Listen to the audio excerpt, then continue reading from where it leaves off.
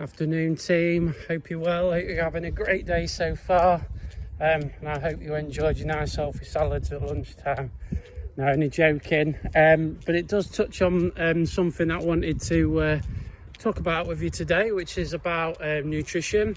I'm a nutritionist, not a dietitian, so I just want to get that straight, and obviously anything that I refer to is part of our the food plate, but yeah, one of the things I wanted to just quickly talk about was I had a client the other week who was getting slightly confused with regards to sort of calories in and obviously calories out, and one of the things they were trying to do was reduce their calorie intake to as little as possible, and they were sort of wondering why they weren't losing any weight or losing any fat.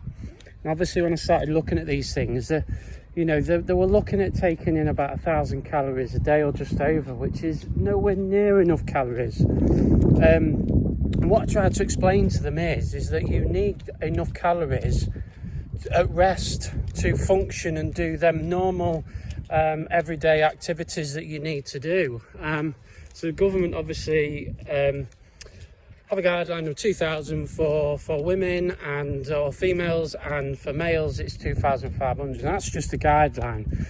But what I was trying to explain is that it's still okay to eat that amount of calories in a day, and if there's anything that they need to keep their eye on, it's the content of them calories.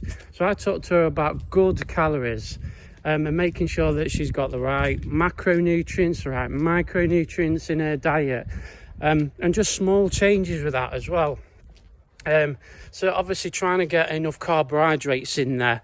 First thing she said, bread and things like that, I'm not going to lose weight. I was saying, look, vegetables are part of carbohydrates and fruit. So it's important that we don't get that confused, and that's part of, our carbohydrate intake, good 60% of that.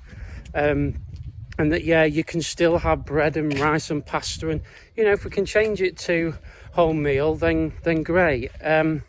So making sure that she was having enough carbohydrates, that the fats that she was eating were less hydrogenated fats, so your chocolates and your pastries. I'm not demonising them, I'm saying don't have them. It's all in moderation, and it won't keep it consistent if you take everything away at once. But making sure that there's omega-3, omega-6, so obviously your fish oils and your nuts and things like that. Obviously being careful if you can't have nuts due to allergies and that. And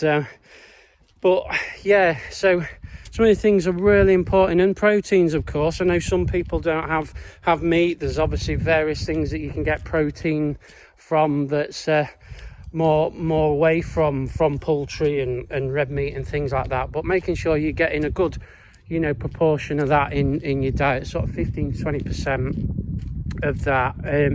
So all these things are really important, and making sure you're having enough calories so that your body doesn't go into survival mode and start conserving all that fat, that saturated fat, to sort of look after you in case it's needed.